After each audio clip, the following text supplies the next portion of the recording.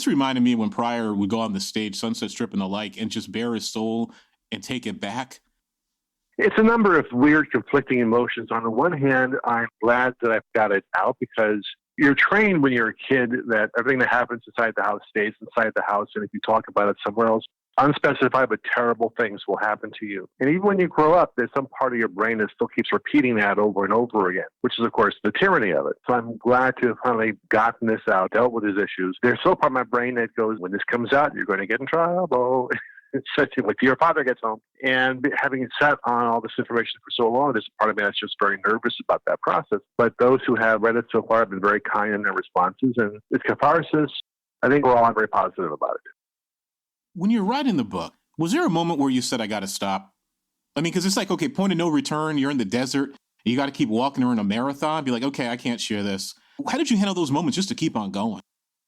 You're absolutely right. There were times when I was writing this that I just had to sort of put it away for a while. It got too raw or too personal, and I need to take a break. So I would put it aside for a couple of days or a week, sometimes even a month, just until I sort of gird up my loins to go back in there and do it again. The key, for me at least, was not to do it in an overwrought, oh my God, this is what happened way, where it's, poor me, this is awful, and being very emotional about it, because to me, it's just what happened. And I think that the moment you start getting into, oh, feel sorry for me, and overwriting it, you're playing the victim in a lot of ways. And I don't believe in it. I think that the moment you define yourself as a victim is the moment you stop existing as your own person. You have now defined yourself in relation to what that person did to you, and that becomes your definition for life, as opposed to choosing your own path. So the hard part was really just keeping it a bit emotionally at arm's length, leavening those horrific things up with some measure of humor from time to time, and dealing with it more as a journalist. I've been a reporter for a while. I know how to talk about things in a fairly dispassionate fashion, so I want to really keep it at arm's length. Question about the reporter's ear, the reporter's eye. But if you were going to be your own interview subject and like sort of flip the script, what would the narrative be?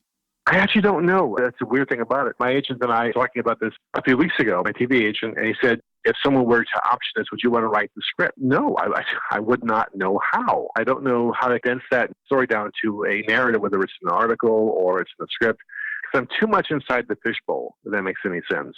I would need to be outside of it far enough to be able to turn around and look at it objectively. And I'm not quite there yet. So I think that as a journalist, I would have to say to my editor, I can't do this. Find someone better qualified than me. But how do you decide what part of the story and any of your creative work, what part of your art is for you? And what part of it do you share with somebody else? Because my concern would be, for folks who are creative for a living, that if you share too much of yourself, you may lose yourself. There has to be some limit that you keep for yourself. Or is your approach totally different? Be like, this is me. I'm going to put it all out there. It's hard. And certainly, in a way, the book provides that balance, because I spent the preceding 40 plus years of my life as a sentient human being not discussing any of it and not putting any of it out there. When topics came up, I would be interviewed by journalists or reporters or just fans at conventions and ask about my personal life, and I would just make a joke and skitter away from the subject. So I actually held that back for decades. So I think that putting it out in one condensed form maybe helped to balance it out a little bit. In terms of the art, I always write for myself. I never really stop to think about what is the audience for this or how will this be perceived, because you never really know. You can't look around and say, well, what is the market publishing now as a guideline? Because what's being published or produced now was put into commission 2 years ago, sometimes longer. So all you can do is, if you try and shoot for that, you're shooting for a target that's already moved on. And that's why I always tell writers, write what you're passionate about right now. Don't second guess yourself. Don't think about the marketplace. Don't think about the audience. What are you annoyed by? What's stuck in your filter? What is it in the back of your head that you absolutely have to get out? Whether it's a biography or it's a story or it's a script, character you want to explore. Stay with the passion of that, and the rest will take care of itself. But I keep going back and forth on this. So thinking about this moment around the world, the U.S. especially, troubled times, to say the least, for so many people. On one hand, it seems like this moment could produce some great, amazing art. But it can also produce a lot of hacky work that's so obvious and so on the nose. So if, a journeyman writer were to come up to you and ask you about writing a graphic novel, any sort of work, TV, film in this moment, you're like, I want to write something political. I want to write something socially relevant. What advice would you give them? I think when you want to write politically, and that's your initial impetus going forward, you have to be careful, because you don't want it to turn into a polemic or a dialectic. Mark Twain, when asked the very question, said, if you want your work to last forever, and by forever, he said, I mean 50 years, it must neither overtly teach nor overtly preach, but must covertly teach and covertly preach. It's the subtext. If you start pulling it too far into the foreground, then you will alienate readers on the other side of the issue. Whereas if you wrap it up inside a character or a story dynamic that is compelling on its own terms, then something's more palatable. The nearest corollary that I can think of is, a number of years I've worked with Jim Cameron on a project. And he said one of the smartest things to me I've ever heard about writing science fiction. He said, I used to think that writing science fiction was about writing familiar characters in unfamiliar settings. It took me 10 years to realize I was wrong. It's writing familiar relationships in unfamiliar settings. So Terminator 2 is a father-son relationship, even though it's not. Aliens is a mother-daughter relationship, even though it's not. You may not be able to buy into robots or space travel or aliens, but you can buy into that relationship. I think much the same thing applies to the political aspect, that if you can create a strong relationship and dynamic in a story that functions perfectly on its own terms, that becomes the gateway drug, as with science fiction itself, then you begin to insert those political themes you want to explore in ways that don't come across as a polemic. In Babylon 5, I constantly brought in issues of politics, religion. I'm an atheist. I don't agree with this. If I make it about me not agreeing with religion, then I'm pushing my views on the audience rather than saying, okay, how do we deal with this fairly and honorably and respectfully, but yet still be free to criticize. But it's really just a matter of balance and not being too much like, I'm going to poke my finger in your eye until you hear what I have to say. No, that won't work. You have to be gradual about the process. Why do you think so many storytellers, especially in science fiction, just given sort of the constraints of the genre or the limitless constraints of the genre, that they don't follow those simple rules about character and world building and just something compelling and it becomes a polemic? So it get me in a lot of trouble. I know that, but screw it. A lot of science fiction, more so in the 50s, but still to a certain extent today, is written by and for guys who are afraid of girls. So it tends to be on the dry side. It tends to be written more toward expressing a point of view than being solely character-based, because science fiction is the literature of ideas. It doesn't say the literature of relationships. And all too often, I think the idea takes precedence to the writer who wants to say, here's this really cool thought that I had about future society or government or science, and the characters are more in service of that than the idea is in service of the characters. German philosopher once said that Americans build their personalities from the outside in, and Germans build their characters from the personalities from the inside out. Of course, a German would say that. And I think that a lot of science fiction proceed the same way. Stories that are built from the outside in tend to be about the idea, the politicals, the polemic, and those that are built from the inside out, which is like what Chauncey did, and look back at the new wave science fiction of the 60s, is built from the inside out. And how have you disciplined yourself to ground and foreground that human voice? I mean, Sense8 is such a powerful story, especially for this time. I mean, it's about empathy, human dignity, relationships, in a moment where people are so atomized and so in opposition to one another. And this seems like the thread of our collective goodness in a lot of parts of this country world being pulled apart. So is it conscious, or is it that's just your DNA? I think it's a little bit of both. Stephen King made the point that writers write about what's caught in their filter. There's a part of that. But for me, the reason we made Sense8, and the reason I certainly approached it, was I think you're exactly right. We as a culture have been factionalized and tribalized and marginalized within an inch of our lives. If we were divided geographically right now, as we are politically, we'd be hearing gunfire in the distance right now. Therefore, I wanted to do a story that said, no, we are better together than we are apart. That the common coin of our shared humanity is stronger than whatever they would throw against us to divide us.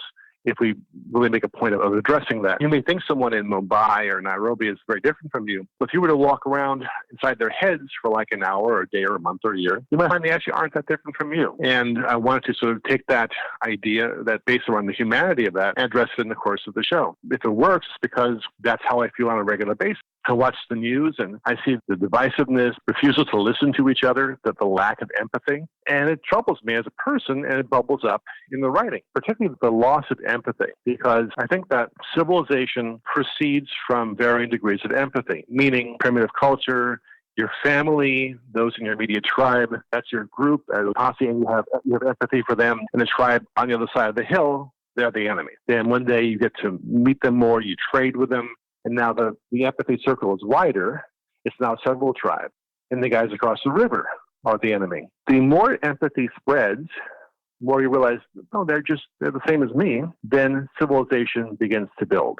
Cooperation begins to build. The moment you say they're different and we have to destroy them or put them in migrant camps, whatever it is, suddenly the very tapestry of civilization begins to unravel. It's an evolutionary engine that drives the future from a writing standpoint, but also from a human standpoint. And we need to argue in favor of empathy and make a statement about that and the importance of that. In terms of the future, you said something very powerful there. And I was reading this edited volume of dystopic literature. And the preface was really powerful. I was like, duh, I've been reading science fiction my whole dang life, since before I can remember. The first thing I really started reading was comic books and science fiction. My parents let me read everything. And I'm reading the preface to this volume that just came out. And it was one sentence that jumped out at me. And it said that never forget that one person's dystopia is another person's utopia. And I was like, duh, how come I didn't realize that this are caught up in my own blinders? But in terms of thinking about that concept in the future, do you think people are afraid of the future now? Because it seems like folks are unmoored. And where are the big ideas, big hopeful possibilities about the future? Because in American public discourse, I don't see it.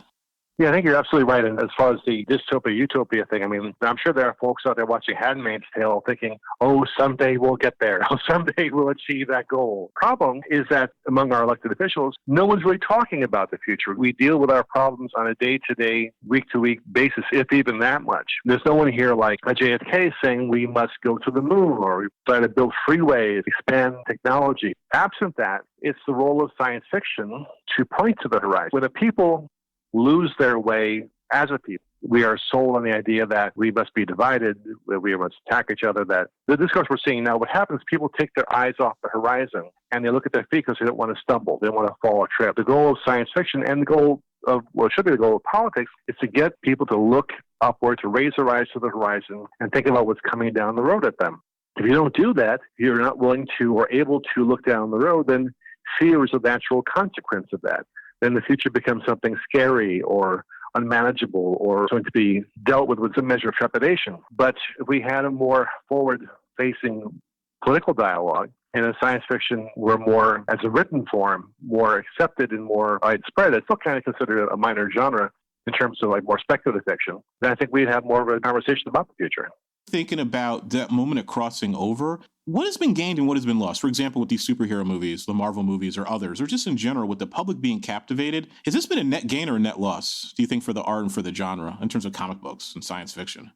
Depends on who you talk to. I know that comic sales are kind of in a slump right now, but comic movies are doing really well. And that may be, to a certain extent, on the Marvel side of things, because their movies tend to be very joyful. And even when they're hard, even when there's terrible things going on, you sense that strong bond between the characters, whereas the DC movies tend to be a little more dystopic, a little more hard, and a little more cool to the touch. In terms of the whole speculative fiction versus science fiction, most of the science fiction that hits the modern contemporary crowd and does well is specifically tied to incidents like, for instance, arrival, ship lands, what's going to happen here, versus there was a period where we were always speculating about what was going to be coming down the road, like a Brave New World or 1984, really looking, at how society and cultures are going to change, which gives you the opportunity to address where we are now, or what comes next.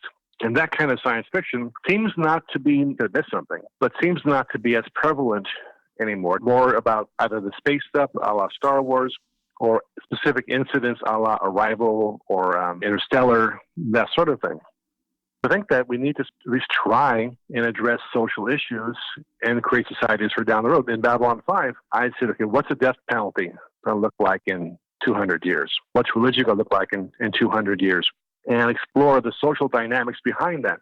And social science fiction is the one thing that we're not seeing a lot of right now. And you look, I hate to throw back again to the New Wave stuff, but Chip Delaney and Roger Zelazny and Silverberg and so many others were really addressing the changes in society and looking at it from a sociological perspective.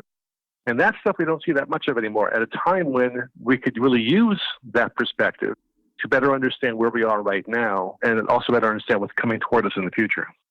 Why does Blade Runner still endure? Why are some films like that just so enduring in our classics that still speak to us and others